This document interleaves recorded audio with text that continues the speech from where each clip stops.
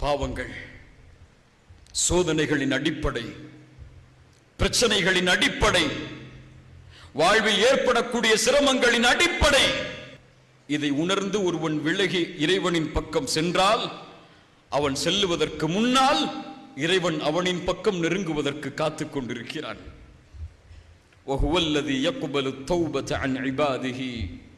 குர்ஆன் சொல்லுகிறது, அவன்தான் தன்னை நோக்கி திரும்பி வருபவர்களை அங்கீகரிப்பவன்.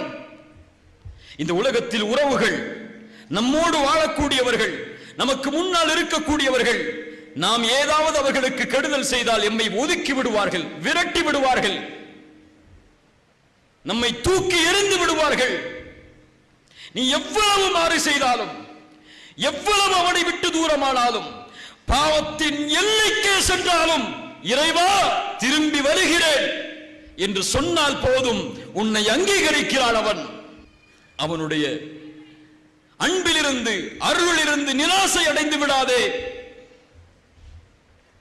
ஷைத்தானுக்கு எது மிக பிடித்தமானது தெரியுமா? பாவத்தை ஒரு மனிதன் செய்வதை விட, பாவத்தில் ஒரு மனிதன் மூழ்குவதை விட ஷைத்தானுக்கு மிக விருப்பமானது படைத்த இறைவனுடைய அன்பிலிருந்து தூரமாகுவது, அவனுடைய நம்பிக்கையிலிருந்து நம்பிக்கை இழப்பது.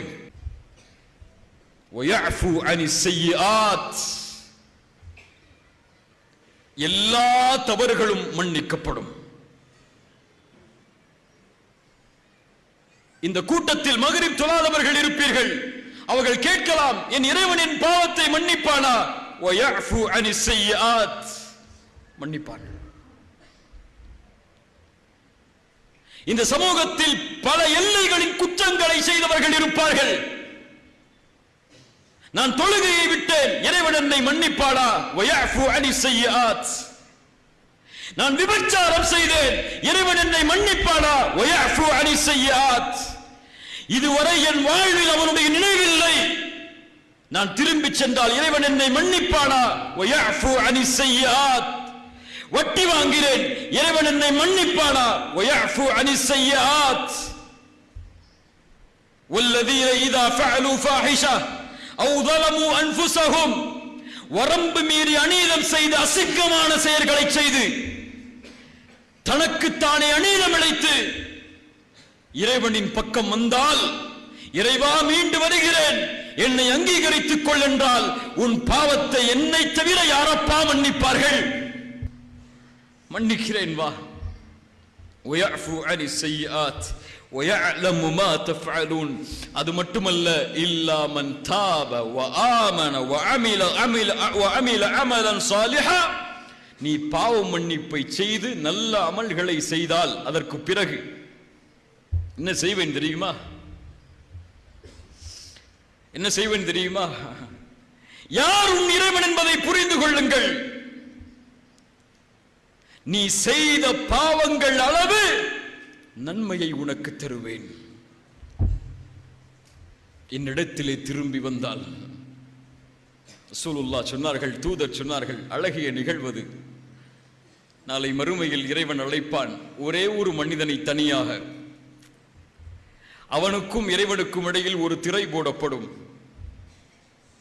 அவன் கேட்பான் அந்த அடியானை பார்த்து, அடியானே, இந்த பாவத்தை இந்த நேரத்திலே செய்தாயே, நினைவிருக்கிறதா என்று. அவன் சொல்லுவான், இறைவா எனக்கு தெரியும், நான் செய்தேன் தான் அந்த பாவத்தை. மறுபடியும் கேட்பான், இந்த பாவம் உனக்கு தெரியுமா? அப்படியே அடுக்கிக் கொண்டே போவான். அவன் நினைத்துக் கொள்வான், இறைவனின் பாவங்களை எண்ணிவிட்டான், நான் அழிந்து விட்டேன் என்று. அவனை நெருக்கமாக்கி இறைவன் சொல்லுவான், அடியானே, உலகத்தில் நீ செய்த பாவத்தை நான் மறைத்தேன். மறைத்தது யார்? இங்கு இருக்கும் நாம் யாரும் சுத்தமானவர்கள் அல்ல, தூய்மையானவர்கள் அல்ல. நமக்கு முன்னால் ஒரு திரை இருக்கிறது, இறைவன் நம்முடைய பாவங்களை மறைத்த திரை. அந்த திரையை அகற்றிவிட்டால் நாம் யார் என்பது இந்த உலகத்திற்கு தெரியும். உண்மையா இல்லையா? ஃபலா துஸக்கு அன்ஃபுஸக்கும், உங்களில் யாரும் உங்களை பரிசுத்தப்படுத்திக் கொள்ளாதீர்கள்.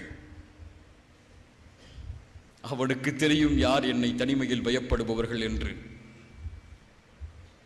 அவனுக்கு தெரியும் மறைவில் யார் என்னை பயப்படுபவர்கள் என்று.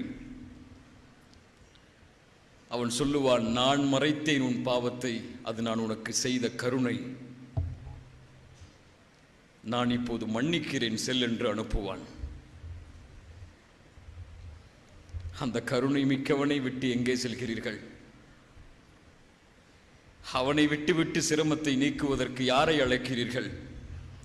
எந்த தத்துவத்தை, எந்த சித்தாந்தத்தை கொண்டு அவனுடைய சிரமத்தை நம்முடைய வாழ்வில் நீக்கிவிட முடியும்? அவன் எனக்கு கருணை செய்யவில்லை என்றால் எதற்கும் அஞ்சாதீர்கள், எதற்கும் கவலை கொள்ளாதீர்கள்.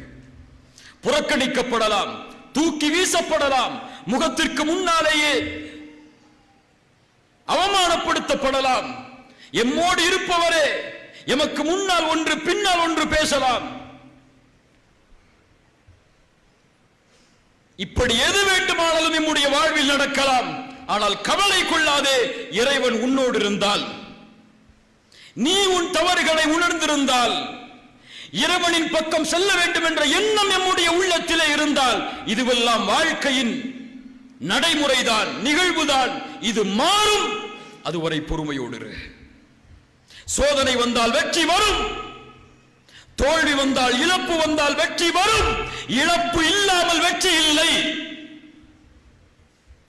நஷ்டம் இல்லாமல் லாபம் இல்லை. ஒன்றை இழக்காமல் ஒன்றை பெற்று அர்த்தம் இல்லை. மேலையா பத்ருடைய தோல்வி, பத்ருடைய வெற்றி, அதற்கு பிறகு உஹதுடைய தோல்வி பாடம் இல்லையா? பாடம் இல்லையா? ஆனால் தோற்றுவிட்டீர்கள் என்பதற்காக மனம் தளராதீர்கள். வசனம் இறங்கியது, வலா தஹினு வலா தஹ்சனு அன்துமுல் அலௌன இன் குன்தும் முஃமினீன். உஹதிலே தவறு செய்து விட்டீர்கள், தூதரின் வார்த்தைக்கு மாறு செய்து விட்டீர்கள், அவ்வளவுதான், இனி அடித்து விட்டோம் என்று ஒருபோதும் நினைக்க வேண்டாம். இந்த தோல்விக்கு பிறகு வெற்றி உண்டு. அன்துமுல் அலௌன், நீங்கள் உயர்ந்தவர்கள். இறை நம்பிக்கை கொண்ட நிலையில் இன்னும் நிலைத்திருந்தால், சுப்ஹானல்லாஹ், உலக வாழ்வு எல்லாம் மாறி மாறி மாறி மாறிதான் வரும். நாம் நம்மை சீர்படுத்திக் கொண்டு இறைவனின் பக்கம் நெருங்கிக் கொண்டிருந்தால் எந்த சோதனைகளையும் இந்த உலக வாழ்வில் எளிதில் முறியடித்து விடலாம். சோதிக்கப்படுவோம், சோதிக்கப்படுவதற்கு நம்முடைய பாவங்கள் காரணமாக அமையலாம்.